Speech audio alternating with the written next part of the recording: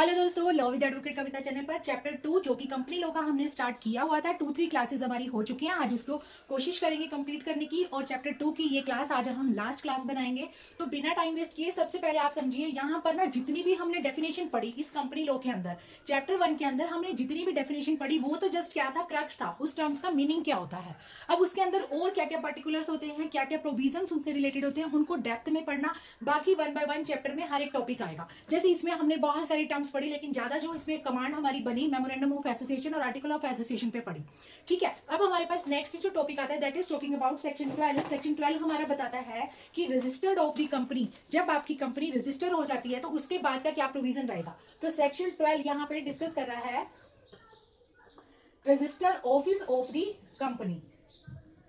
ठीक है, यानी आपको पता है जब भी हमारी कंपनी इनकॉर्पोरेट हो जाएगी तो हमें उसका क्या एक रजिस्टर ऑफिस बनाना होता है, ताकि जो भी हमारे लीगल नोटिस है या कोई भी नोटिस अगर हमारी कंपनी को मिलता है तो वो उस रजिस्टर एड्रेस पर, रजिस्टर ऑफिस के एड्रेस तक पहुंच जाए। ठीक है, तो यहाँ पर आ जाइए, यहाँ पर देखो इन्होंने दे रखा है कि company is consider to be legal entity. आपको भी पता है कि कंपनी क्या है, एक सेपरेट लीगल एंटिटी है। ठीक है, एक बार कंपनी अगर इनकॉर्पोरेट होगी तो उसका हमें रजिस्टर ऑफिस की रिक्वायरमेंट हो जाती है।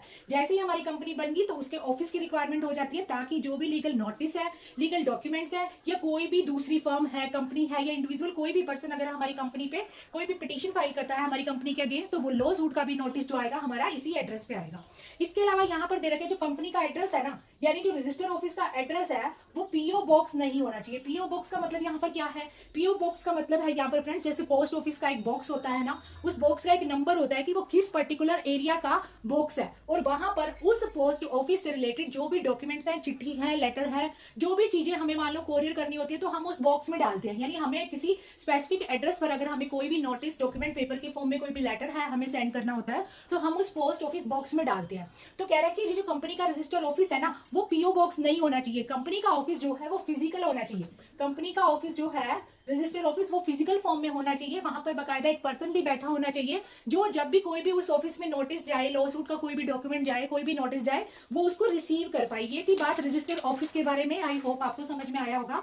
दूसरी बात यहाँ पर कह रहा है कि ये जो रिक्वायरमेंट यहाँ पे बताई जा रही है ना, रजिस्टर ऑफिस होना चाहिए, वो फिजिकल फॉर्म में होना चाहिए, वहां पर एक पर्सन भी बैठा होना चाहिए जो इन सब चीजों को रिसीव करे। ये वाला जो प्रयत्न किया जा रहा है कंपनी के लिए, यानी कंपनी के लिए ये प्रोविजन कौन से सेक्शन में गिवन है, सेक्शन 12 में गिवन है। ठीक है, यहाँ पर एक लाइन दे रखी है, section 12 of the companies act 2013 seeks to provide. यहाँ पर सीक्स टू प्रोवाइड का मतलब ही यही है, ये जो लाइन है सीक्स टू प्रोवाइड, इसका मतलब ही यही है कि सेक्शन 12 का उद्देश्य है ये ऑफिस प्रोवाइड करना, ताकि कोई भी पर्सन है, किसी को नोटिस भेजना है, कोई लॉ सूट हमारे अगेंस्ट है, उन सबकी इंफॉर्मेशन इस ऑफिस तक पहुंच जाए। ठीक है, और दूसरी बात आपको पता है, एक तो ये रजिस्टर ऑफिस चाहिए हमें कम्युनिकेशन के लिए नेसेसरी है। ठीक है, एक तो इस कंपनी के साथ कम्युनिकेट करने के लिए ये ऑफिस होना चाहिए। दूसरा, कोई भी हमारे अगेंस्ट लॉ सूट फाइल होता है उसका नोटिस हमें इस एड्रेस पे मिलेगा। तीसरा, कंपनी का डोमिसाइल क्या है वो हमें इससे पता चलेगा। चौथा, हमें एनसीएलटी की यानी नेशनल कंपनी लॉ ट्रिब्यूनल की जुरिस्डिक्शन क्या बनेगी वो भी हमें इस रजिस्टर ऑफिस की लोकेशन से पता चलेगा।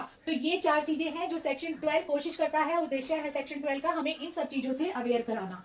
अब आ जाइए यहाँ पर जो सेक्शन 12 का ही सब क्लॉज 1 हमें ये बताता है, जैसे ही आपका रजिस्टर ऑफिस फाइनल हो गया कि आपका रजिस्टर ऑफिस कौन सी लोकेशन में होगा, तो आपको यहाँ पर 2 काम और करने हैं। पहला काम जो आपको करना है, जैसे ही कंपनी इनकॉर्पोरेट हो जाती है विद इन 13 डेज आपको क्या करना है, ये एक्नॉलेजमेंट देनी है कि आपका जो है ये जो रजिस्टर ऑफिस है वो बन चुका है। कहाँ जाएंगे आप इसके लिए, सबसे पहले आप इसको जो है 30 डेज के अंदर अंदर यहाँ आप रजिस्ट्रार को इन्फॉर्म करेंगे, रजिस्ट्रार को नोटिस देंगे कि आपके ऑफिस की लोकेशन डिसाइड हो चुकी है। दूसरा, सबसेक्शन 2 के अंदर यहाँ पर आप रजिस्ट्रार के पास 30 दिन के अंदर अंदर इस एड्रेस को वेरीफाई भी कराएंगे। पहला सबसेक्शन कह रहा है कि जैसे ही कंपनी आपकी इनकॉर्पोरेट हो जाती है विद इन 30 डेज आपको एक रजिस्टर ऑफिस के जो नोटिस है रजिस्ट्रार को देंगे, और साथ ही साथ उस एड्रेस को 30 दिन के अंदर अंदर वेरीफाई भी कराएंगे। और यहाँ पर एक बहुत ही इंपॉर्टेंट चीज दे रखी है, यहाँ पर दे रखा है रजिस्टर ऑफिस के रिगार्डिंग कि with the respective specified IFSC public and IFSC private company they shall have its register office at the IFSC located approved multi service SEZ, यहाँ पर टर्म है, मैं आपको अभी समझाऊंगी, setup under this rule set rules 2006। यहाँ पर कह रहा है कि आपको जो हमने बताया कि आपका रजिस्टर ऑफिस पहले तो बताया क्यों होना चाहिए, दूसरी बात बता रहा है भले ही पब्लिक कंपनी है भले ही प्राइवेट कंपनी है, आपका जो ऑफिस है ना वो आईएफएससी यहाँ पर दे रखा है, आईएफएससी जिसका मतलब होता है इंटरनेशनल फाइनेंशियल सर्विस सिस्टम।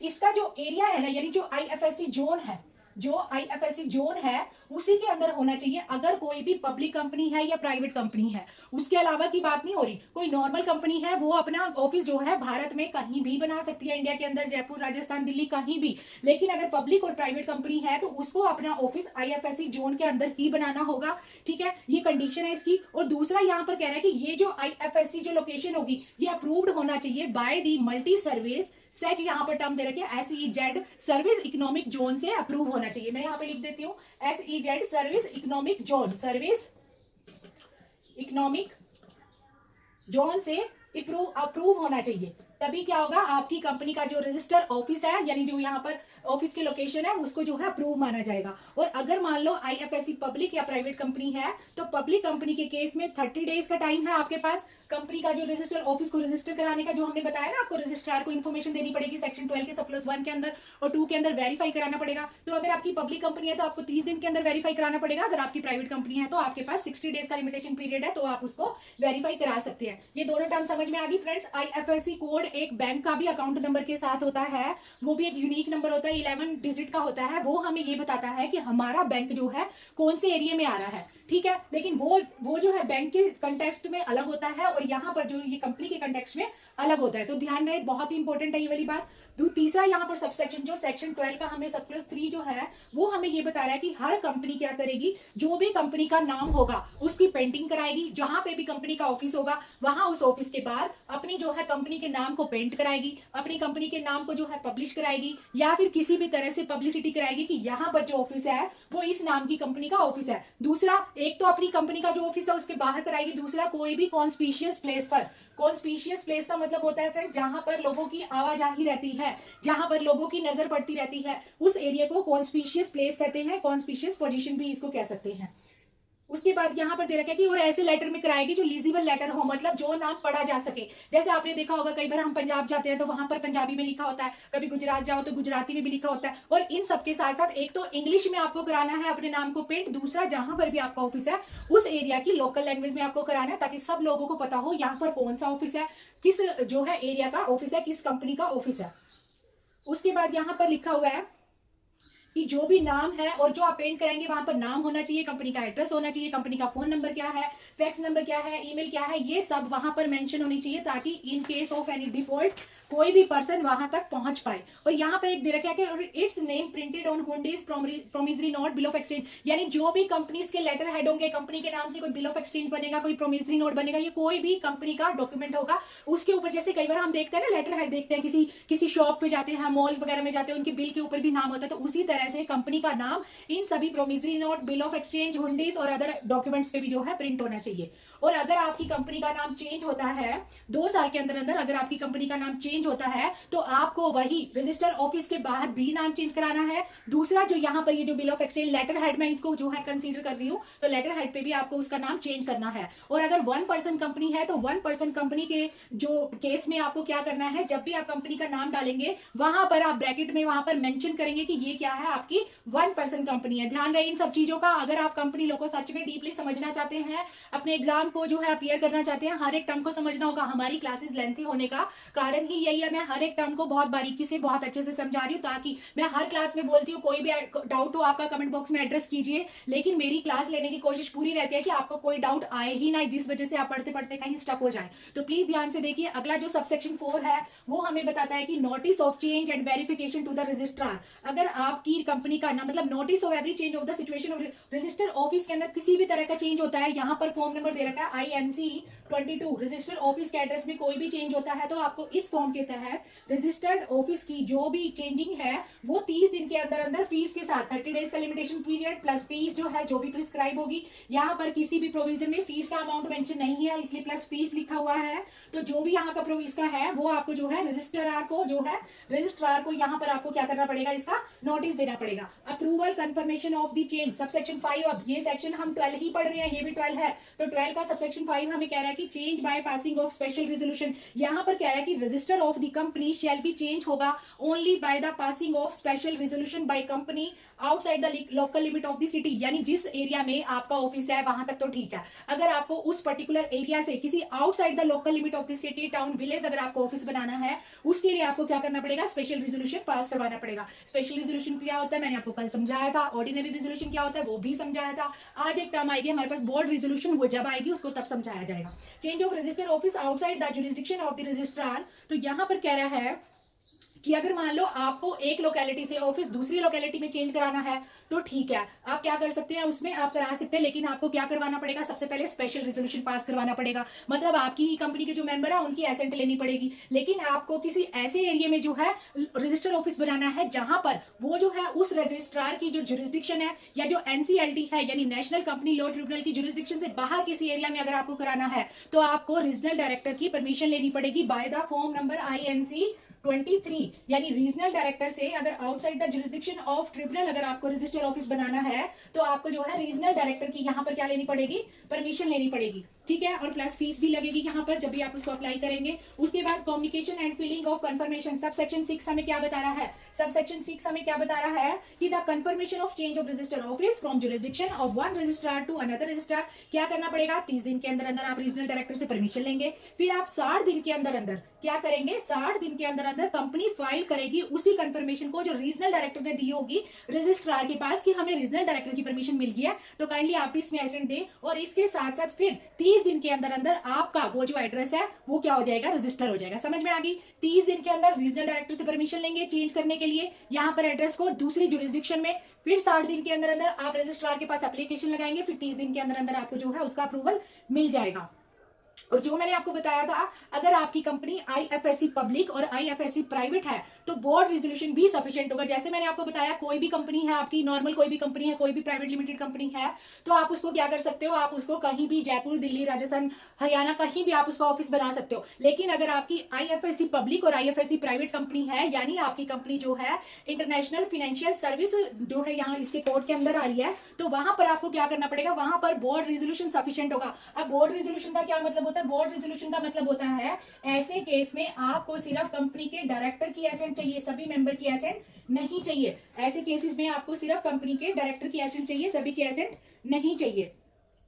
ये है जब इंटरनेशनल फाइनेंशियल सर्विस सेंटर में आपको जो है कंपनी आपकी रजिस्टर है उसके लिए चाहिए। उसके बाद आ जाइए हमारे पास penalty in case of default subsection 8, यानी जो 12 ही सेक्शन का सबसेक्शन 8 हमें बताता है जो जो आपको प्रोसीजर बताया है किसी भी कंपनी के रजिस्टर ऑफिस की लोकेशन को चेंज करने के लिए, अगर आपने वो सब फुलफिल किया है तो ठीक, अदरवाइज आपको 1000 rupees every day 1000 rupees penalty देनी होगी जब तक आप उन सभी टर्म्स को, उन सभी प्रोविजन को कंप्लायंस नहीं करते। ठीक है, लेकिन 1000 एवरी डे से लेकर मैक्सिमम आप 1 लाख तक की यहाँ पर पेनल्टी लगा सकते हैं, मैक्सिमम 1 लाख तक की यहाँ पर पेनल्टी लगा सकते हैं। ये था हमारा ऑफिस से रिलेटेड जो भी प्रोविजन थे उसको हमने पढ़ा। अब हम पढ़ेंगे कमेंसमेंट ऑफ बिजनेस कैसे होगा। कमेंसमेंट ऑफ बिजनेस का मतलब है यहाँ पर कि आपकी कंपनी इनकॉर्पोरेट तो होगी, अब काम कब से स्टार्ट होगा, तो सेक्शन 10A जो है हमारा, सेक्शन 10A हमें बताता है कमेंसमेंट ऑफ द बिजनेस के बारे में। तो सेक्शन 10 हमें ये बताता है कि कोई भी कंपनी इनकॉर्पोरेट होने के बाद, कोई भी कंपनी इनकॉर्पोरेट होने के बाद सबसे पहले after the commencement of the companies ordinance 2019, यहाँ पर दे रखा है कि एक कंपनी का जो ऑर्डिनेंस है 2009 ऑर्डिनेंस के बाद कंपनी के ये वाले जो रूल्स हम बता रहे हैं उसके बाद वाली इनकॉर्पोरेट कंपनी पे ये अप्लाई होंगे। यानी कंपनी का बिजनेस कब कमेंस होगा, ये वाले प्रोविजन उन कंपनीज पे अप्लाई होंगे जो कंपनी ये 2019 के ऑर्डिनेंस के पास होने के बाद बनी है। सबसे पहले ऑर्डिनेंस समझ लो, ऑर्डिनेंस का मतलब हिंदी में होता है अध्यादेश। मतलब जब हमारी पार्लियामेंट सेशन में नहीं होती तो प्रेसिडेंट क्या करते हैं, एक इमरजेंसी की सिचुएशन में टेम्परेरी लॉ को जो है यहाँ पर जो है बना देते हैं। टेम्परेरी लॉ, यहाँ पर टेम्परेरी लॉ जो है थोड़े समय के लिए जब तक पार्लियामेंट सेशन में नहीं आती इस लॉ को यहाँ पर सैंक्शन कर देते हैं। दैट इज कॉल्ड ऑर्डिनेंस, उसी को ही हम क्या बोलते हैं, ऑर्डिनेंस बोलते हैं। तो इस ऑर्डिनेंस के पास होने के बाद जो भी कंपनी इनकॉर्पोरेट हुई है ये वाले रूल्स उन पे अप्लाई होंगे। पहली बात तो ये वाले रूल उन पे अप्लाई होंगे। दूसरी बात, ऐसी कोई भी कंपनी है जिसकी खुद की शेयर कैपिटल है, ऐसी कंपनी जिसकी खुद की क्या है, शेयर कैपिटल है, ठीक है, वो अपनी कंपनी के बिजनेस को शुरू कर सकती है और boring powers, exercise any boring power. Boring power का मतलब समझिए, यहाँ पर बोरिंग पावर देखो नाम से लग रहा होगा, पता नहीं क्या है, सिंपल सी बात है, लोन लेने की पावर। गॉट इट, समझ में आ रहा है, लोन लेने की पावर को यहाँ पर कहा गया बोरिंग पावर। अगर कंपनी की शेयर कैपिटल भी है वो अपना बिजनेस शुरू कर सकती है, लोन भी ले सकती है, लेकिन कंडीशन क्या है, कंडीशन ये है कि कंपनी को रजिस्ट्रार के पास सबसे पहले अपने रजिस्टर ऑफिस की वेरिफिकेशन करानी होगी। कंपनी को रजिस्ट्रार के पास अपनी कंपनी के ऑफिस की वेरिफिकेशन करानी होगी। दूसरा, जो डायरेक्टर ऑफ द कंपनी होंगे ना, उनको भी एक डिक्लेरेशन देनी होगी कि मेमोरेंडम ऑफ एसोसिएशन में जितनी भी शेयर्स की वैल्यू जो है मेंशन की गई थी, जितनी भी शेयर की वैल्यू फिक्स की गई थी, वो सब भी पे की गई है बाय दी ऑल सब्सक्राइबर। समझ में आ गई इतनी बात कि कोई भी कंपनी अपना बिजनेस कब शुरू करेगी? पहली बात तो वो कंपनी इस ऑर्डिनेंस के बाद इनकॉर्पोरेट होनी चाहिए, वो शुरू कर सकती है अपना बिजनेस। दूसरी बात, वो कंपनी अगर उसकी शेयर कैपिटल है वो अपना बिजनेस शुरू कर सकती है, लोन ले सकती है, अगर उस कंपनी के कंपनी ने अपना रजिस्टर ऑफिस को 30 दिन के अंदर, इनकॉर्पोरेशन के 30 दिन के अंदर वेरीफाई करा लिया है।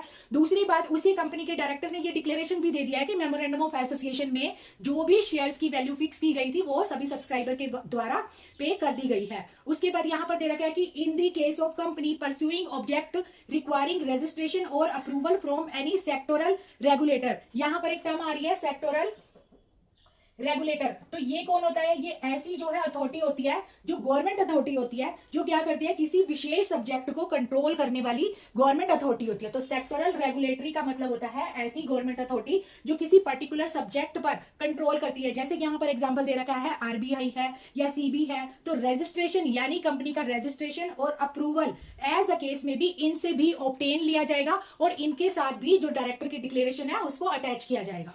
अब यहां पर दे रखा है कि अगर कोई भी पर्सन ऐसा नहीं करता, लास्ट में क्या दे रखा है, जो भी रजिस्टर ऑफिस से रिलेटेड आपको प्रोविजन बताए हैं, अगर कोई भी पर्सन ऐसा नहीं करता तो यहां पर पेनल्टी का प्रोविजन है। तो यहां पर भी दो तरह की पेनल्टी दे रखी है कि in default is made in complying with the requirement of this section 12 की रिक्वायरमेंट से कोई भी डिफॉल्ट करता है उसको कंप्लाइंस करने में, अगर कंपनी ऐसा करती है तो उसको जो है पेनल्टी सेक्शन 12 के डिफॉल्ट में, अगर कंपनी ऐसा करती है तो उसको 50,000 रुपीज तक का क्या होता है, जुर्माना लगता है। दूसरी बात, अगर कोई ऑफिसर ऐसा करता है, कंपनी करती है तो 50,000। दूसरी बात, अगर कोई भी ऑफिसर ऐसा करता है तो उसको जो है 1,000 एवरी डे से लेकर 1 लाख तक की पेनल्टी लग सकती है। किसको? यहाँ पर किसी आम आदमी की बात की जा रही है। ये था हमारा सेक्शन 12। देखो फ्रेंड्स, ये जो कंपनी लॉ हम पढ़ रहे हैं ना, यहाँ पर हम सीक्वेंस में सेक्शन को नहीं पढ़ रहे, क्योंकि ये कोडिफाइड लॉ है। यहाँ पर पर्टिकुलर एक एक सेक्शन को जो है सीक्वेंस में ना देकर बीच बीच में से प्रोविजन दिए गए हैं। कुछ यहाँ पर सेक्शंस भी हैं, कहीं पे थ्योरी बहुत ज्यादा है, इसलिए जो रेलिवेंट है, जो इंपॉर्टेंट है, जो हमारे सिलेबस से रिलेटेड है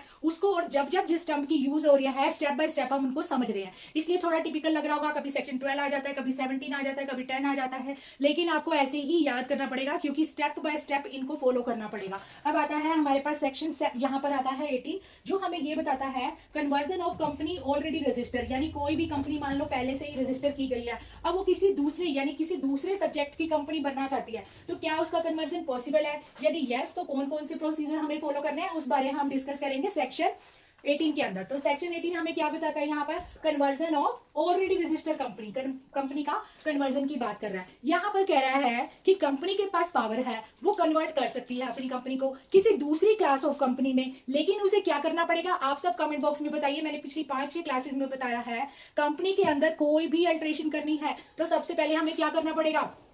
जिसको पता है फटाफट कमेंट बॉक्स में बताइए, नहीं पता तो सुन लीजिए। जब भी कंपनी के अंदर कोई भी अल्टरेशन करनी है तो आपको क्या करना पड़ेगा? एमओए और आर्टिकल ऑफ एसोसिएशन को क्या करना पड़ेगा? अल्टर करना पड़ेगा। पहली बात, सेक्शन 18 में you can alter your company and you can convert your company in other class of company, but you have to alter memorandum of association and article of association. अब यहाँ पर दूसरी बात यहाँ पर कह रहा है, इसके लिए आपको क्या करना पड़ेगा? रजिस्ट्रार को क्या करना पड़ेगा? एप्लीकेशन फाइल करनी पड़ेगी। ये भी आपको पता है, कुछ भी अल्टर करना है तो रजिस्ट्रार के पास हमें क्या करना पड़ेगा? एप्लीकेशन देनी पड़ेगी। अब उस एप्लीकेशन के बेस पे अगर रजिस्ट्रार सेटिस्फाई हो जाता है कि ठीक है, तो वो क्या करेगा? Applicable for the registration of company have compiled with, तो उसको क्या करना पड़ेगा? सबसे पहले रजिस्ट्रार क्या कर देगा? Close the former registration of the company. क्या करेंगे? यहां पर रजिस्ट्रार सेटिस्फाई हो जाता है तो सबसे पहले आपको जो पहले आपकी फॉर्मर जो कंपनी है ना, फॉर्मर का मतलब होता है पहले जो कंपनी है, उस कंपनी का रजिस्ट्रेशन क्या करना पड़ेगा? क्लोज करवाना पड़ेगा। दूसरी बात, after registering the required document, जो भी आपके डॉक्यूमेंट लगेंगे कंपनी को कन्वर्ट करने के लिए, अगर वो डॉक्यूमेंट्स आपने रजिस्ट्रार के पास इशू कर दिए हैं तो आपको एक certificate of incorporation same name से एज द फर्स्ट रजिस्ट्रेशन हुआ था वो आपको इशू कर दिया जाएगा। समझ में आ गई इतनी बात? यहां पर अब दे रखा है कि कोई भी इफेक्ट नहीं होगा। जैसे ही मान लो अपनी कंपनी का, यहां पर क्या हो रहा है? कंपनी का कन्वर्जन हो रहा है किसी दूसरी क्लास ऑफ कंपनी में। यहां पर ये नहीं है कि ये कंपनी बंद हो रही है, उसका मेमोरेंडम चेंज हो रहा है, उसका ऑब्जेक्ट सब्जेक्ट चेंज हो रहा है, नहीं, थोड़े से फीचर यहां पर चेंज होंगे, लेकिन जो भी कंपनी के यहाँ पर डेट्स हैं या फिर लाइबिलिटी है या जो भी यहाँ पर इनकर्ड अमाउंट था उन पे कोई भी इफेक्ट नहीं पड़ेगा, वो सेम एज रहेंगे जैसे कि पहले कंपनी हमारी रजिस्टर थी। थी वो बिल्कुल सेम एंटिटी में रहेंगे। ये थी सेक्शन 18 की बात। कंपनी का कन्वर्जन आप कर सकते हैं, आपको दूसरी क्लास ऑफ कंपनी में कर सकते हैं। उसके लिए आपको memorandum of association, article of association में अल्ट्रेशन करनी पड़ेगी। अल्ट्रेशन के लिए आपको रजिस्ट्रार के पास एप्लीकेशन लगानी पड़ेगी। फॉर्मर जो कंपनी है उसका रजिस्ट्रेशन क्लोज करवाना पड़ेगा, और उसके बाद यहाँ पर अगर रजिस्ट्रार सेटिस्फाइड हो जाता है कि आपके सारे डॉक्यूमेंट्स पूरे हैं, जो जो रिक्वायरमेंट है इस प्रोविजन को कंप्लायंस करने के लिए, तो आपको नया इनकॉर्पोरेशन का सर्टिफिकेट इशू कर दिया जाएगा। इससे आपकी कंपनी जो पहले नाम से चल रही थी उसके डेब्ट्स पे या लायबिलिटी पे कोई भी इफेक्ट नहीं पड़ेगा, वो सेम रहेगी कि जैसे कि वही कंपनी है। अब सेक्शन 19 जो है ये हमारा बात करता है subsidiary company not to hold share in its holding company. मैंने आपको बताया था होल्डिंग कंपनी जो कंट्रोलर है, सब्सिडरी कंपनी जो कंट्रोल में है। तो क्या सब्सिडरी कंपनी अपनी होल्डिंग कंपनी के शेयर्स को यहाँ पर होल्ड कर सकती है? तो subsidiary company is not allowed to hold share of holding company, ठीक है, तो उसको अलाउ नहीं किया जा रहा। और यहाँ पर कह रहा है कि जो सब्सिडरी कंपनी का जो नॉमिनी होगा वो भी होल्ड नहीं कर सकता।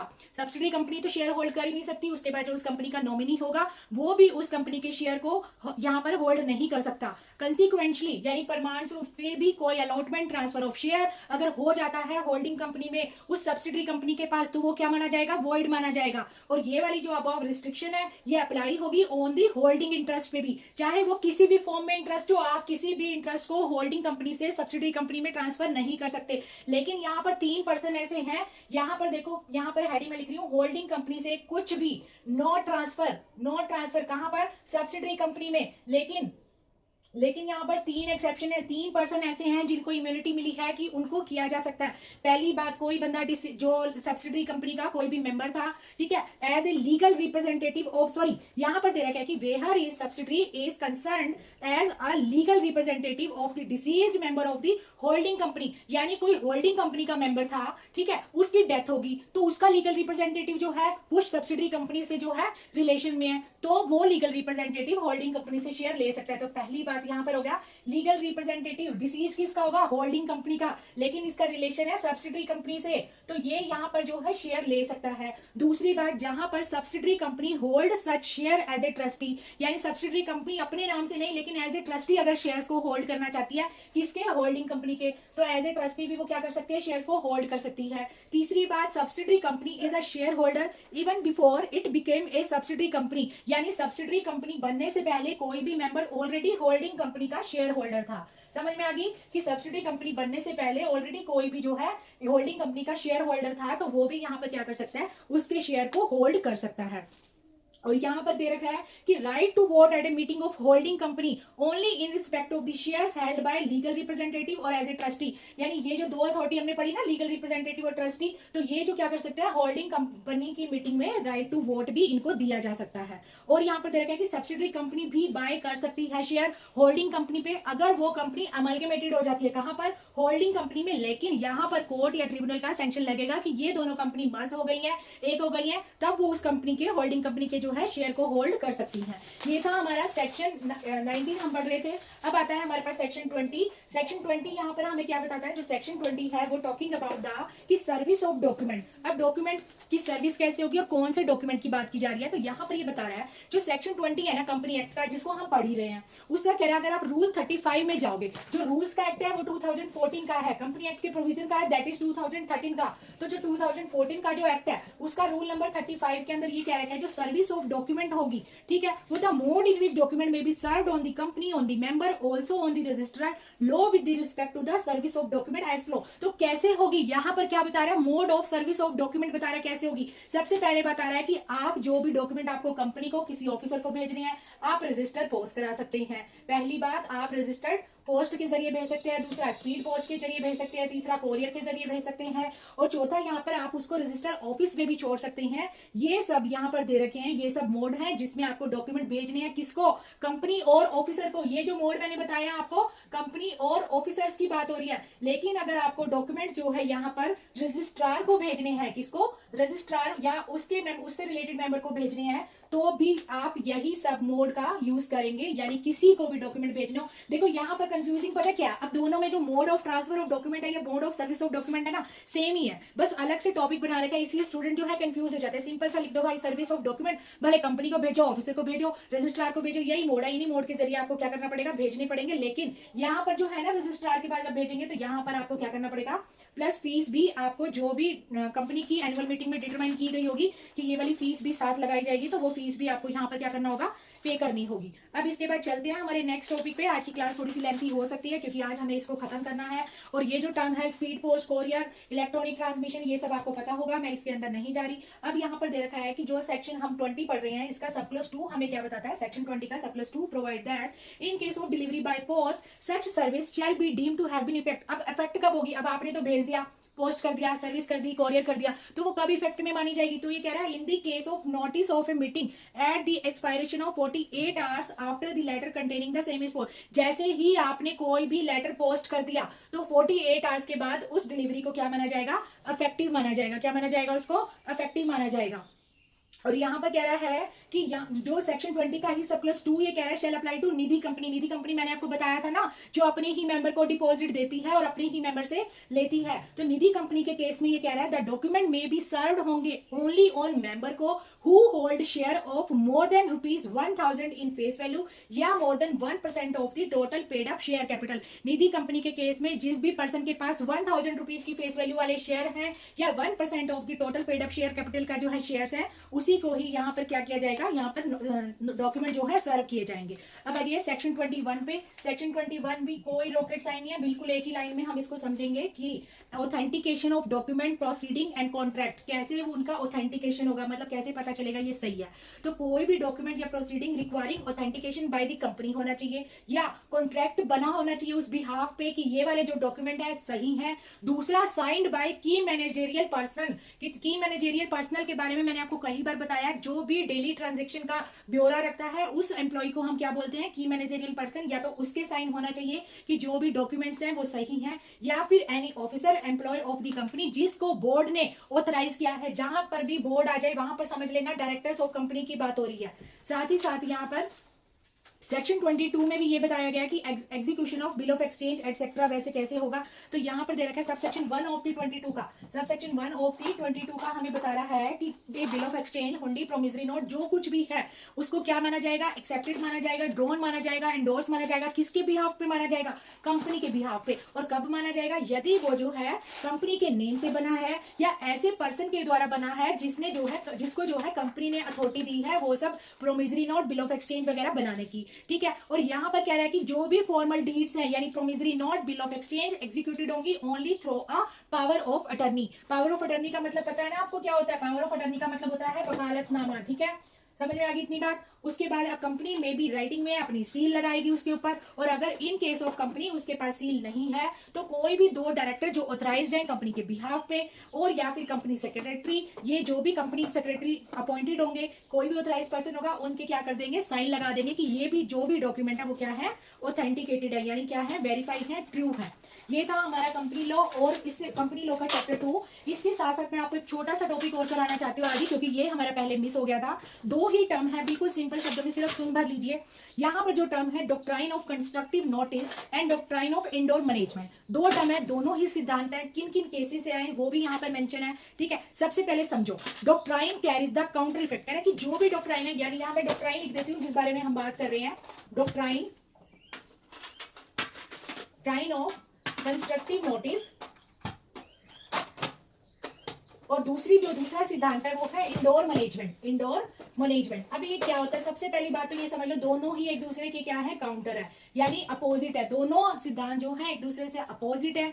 यहाँ पर कह रहा है डॉक्ट्राइन ऑफ कंस्ट्रक्टिव के अंदर जो ओनस होता है, ओनस का मतलब होता है भार, ओनस का मतलब है भार जो होता है वो आउटसाइडर के ऊपर होता है, कि कोई भी आउटसाइडर अगर हमारी कंपनी से डील करता है तो उसको जो है पता होना चाहिए मेमोरेंडम ऑफ एसोसिएशन के बारे में और आर्टिकल ऑफ एसोसिएशन के बारे में। यहाँ पर जो वर्ड है कि वो जो आउटसाइडर है उसी के ऊपर ओनस होगा कि तुम जो है अवेयर हो मेमोरेंडम ऑफ एसोसिएशन से और आर्टिकल ऑफ एसोसिएशन से। दूसरी बात अगर हम करें इंडोर मैनेजमेंट की, तो यहाँ पर कह रहा है कि इंडोर मैनेजमेंट प्रोटेक्ट करती है अपने आउटसाइडर को फ्रॉम दी इंटरनल इरेगुलरिटी से। अब इसका मतलब क्या होता है, इंटरनल इरेगुलरिटी का मतलब होता है कि जैसे मान लो लोन लेने का, जो हमने बोरोइंग पावर पढ़ी थी ना यहाँ पर, कि कंपनी के पास जो है बोरिंग पावर होती है, जैसे ही कंपनी का इनकॉर्पोरेशन होगा उसको बोरिंग पावर मिल जाती है, वो अपना बिजनेस शुरू कर सकता है।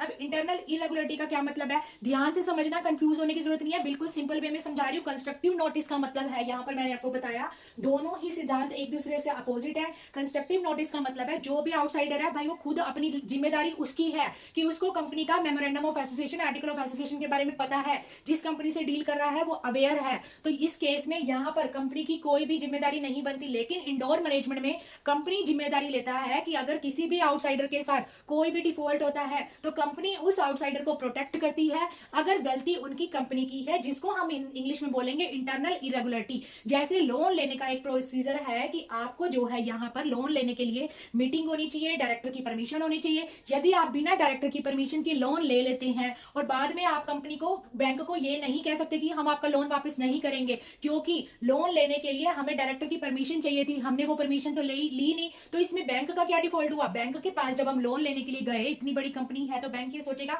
या लोन जो कंपनी के डायरेक्टर हैं, कंपनी का जो भी मेंबर लोन के लिए अप्लाई करता है वो ये कह सकता है कि इंटरनल फॉर्मेलिटी सारी पूरी हो चुकी है, मतलब डायरेक्टर वगैरह से परमिशन ले लिया, अब आप हमें लोन इशू कर दीजिए। तो बैंक तो इशू कर देगा, बैंक को इंटरनल इरेगुलरिटी का तो नहीं पता ना कि इन्होंने अपनी अंदर की प्रोसीजर को फॉलो किया या नहीं। तो वहां पर बैंक को आप ये नहीं कह सकते कि हम आपका लोन वापस नहीं करेंगे, क्योंकि इसके लिए डायरेक्टर की परमिशन चाहिए थी, जो कि हमने ली ही नहीं। दूसरी बात यहाँ पर कह रहा है कि क्यों जरूरत है इस जो ये जो सिद्धांत है, इसकी जरूरत क्यों है। ये कह रहा है कि ये सिद्धांत इसलिए बनाया गया है जो भी पर्सन, जो भी आउटसाइडर कंपनी के साथ डील करे, कंपनी के साथ कंपनी के शेयर्स खरीदे, वो जागरूक होना चाहिए। इसलिए कहा है भाई अगर तुम बिना जागरूक हुए, बिना मेमोरेंडम ऑफ एसोसिएशन को पढ़े, आर्टिकल ऑफ एसोसिएशन को पढ़े आप कुछ भी कर देते हो और फिर आप कंपनी को लायबल नहीं बना सकते। तो आपको भी तो पता होना चाहिए, आप जहां जा रहे हो, जिससे बात कर रहे हो, जिससे मिल रहे हो, जिसके साथ आप इतनी बड़ी डील कर रहे हो, जिसके शेयर खरीद रहे हो, आपको उस कंपनी के बारे में पता होना चाहिए। तो ये जो है आउटसाइडर को होश में लाने के लिए, जगाने के लिए ये सिद्धांत बनाया गया। क्योंकि यहाँ पर एक चीज और भी है ना, जो मेमोरेंडम ऑफ एसोसिएशन है, सेक्शन 399, देखो वैसे जो सेक्शन 399 है ना, इसकी कोई ज्यादा रेलिवेंसी नहीं है।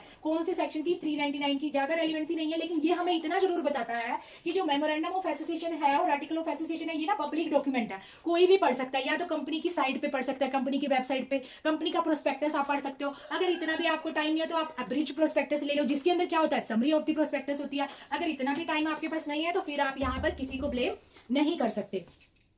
अब यहाँ पर आ रहा है ये जो doctrine of constructive of notice है, ये वाला सिद्धांत जो आया, ये तो हमारा आया अर्नेस्ट, यहाँ पर केस का नाम लिख रही हूं मैं, अर्नेस्ट वर्सेस निकोल। ठीक है, अब इसके जो भी फैक्ट्स हैं आप इसको रीड कर सकते हैं। अल्टीमेटली इस केस में हेल्ड यही हुआ था कि मेमोरेंडम ऑफ एसोसिएशन और आर्टिकल ऑफ एसोसिएशन से हर आउटसाइडर को अवेयर होना चाहिए। अगर इस सिद्धांत की बात करें, किसकी, डॉक्ट्राइन ऑफ कंस्ट्रक्टिव नोटिस की, इस सिद्धांत की बात करें, इससे रिलेटेड ये केस है अर्नेस्ट वर्सेस निकोल्स। अब इसके अंदर और भी 2-4 लाइनें जो है बेसिक सी दे रखी हैं। ठीक है, तो अब इसके अंदर जो भी इसका क्रक्स है ना, मैंने आपको बता दिया, यहाँ पर यही है। अगर मान लो कोई भी आउटसाइडर कंपनी से डील करता है, डॉक्ट्राइन ऑफ कंस्ट्रक्टिव नोटिस उस पर अप्लाई होगा। अगर जो है उसने जो है बिना कुछ जाने पहचाने जो है कंपनी से डील कर लिया, अगर मान लो कोई कंपनी का फॉल्ट है तो उसकी लायबिलिटी क्या करेगी, कंपनी लेगी। आगे जो आप इसकी टर्म्स पढ़ोगे ना कि इसका इफेक्ट क्या हुआ, इसका इफेक्ट यही हुआ कि कोर्ट के पास भी अगर आउटसाइडर जाएगा ना कि मुझे इस बारे में पता नहीं था, तो कोर्ट क्या करेगी, शैल प्रिज्यूम करेगी कि आपको मेमोरेंडम ऑफ एसोसिएशन और आर्टिकल ऑफ एसोसिएशन के बारे में पता होगा। क्यों, क्योंकि ये तो पब्लिक डॉक्यूमेंट है, आपके पास कोई एक्सक्यूज तो है ही नहीं। ठीक है, लेकिन अब इसका केस में आपको बताऊं इसमें क्यों होती है। अब देखो इसमें एक चीज ये कह रखी है, क्यों इस डॉक्ट्राइन ऑफ कंस्ट्रक्टिव नोटिस का विरोध किया जाता है। इसलिए किया जाता है, जैसे मान लो हम किसी इंश्योरेंस कंपनी में गए, इंश्योरेंस लेने गए, हम क्या करते हैं, जो उनके ऑफिसर होते हैं ना, उनसे सारा ओवरव्यू ले लेते हैं, क्या पॉलिसी है, कितना हमें जो है प्रीमियम या कितना हमें जो है ईएमआई देनी पड़ेगी, हम उनसे सुन के और हम क्या करते हैं, बिना 10-12 पेज पढ़े साइन करके आ जाते हैं। फिर बाद में क्या होता है, हमारे साथ डिफॉल्ट हो जाता है, फिर हम क्लेम करने चले जाते हैं, लेकिन हमारे क्लेम को मान्यता नहीं मिलेगी। फिर भी शेल प्रिज्यूम किया जाएगा कि हमें उस इंश्योरेंस पॉलिसी के बारे में पता था। क्यों, क्योंकि उन पेपर्स पे हमारे ही साइन होते हैं, इसलिए हम फिर किसी और को ब्लेम नहीं कर सकते। तो ये टॉपिक हमारा रह गया था। कंपनी लॉ का चैप्टर 2 इतने बढ़िया तरीके से, इतने आसान वे से आपको पढ़ाया है, डाउट का सवाल ही पैदा नहीं होता। फिर भी डाउट अगर हो तो आप कमेंट बॉक्स में जो है आप मेंशन कर सकते हैं, मैं उस डाउट को एड्रेस करूंगी, क्योंकि बीइंग ए ह्यूमन बीइंग मेरे से भी मिस्टेक हो सकती है। कोई भी डाउट है, अपनी फीडबैक, अपना कमेंट या जैसी भी आपको क्लास लगी, प्लीज कमेंट बॉक्स में मेंशन कीजिए। आपकी फीडबैक ही मेरा मोटिवेशन है। मिलते हैं नेक्स्ट वीडियो में चैप्टर 3 के साथ। Bye bye, thank you.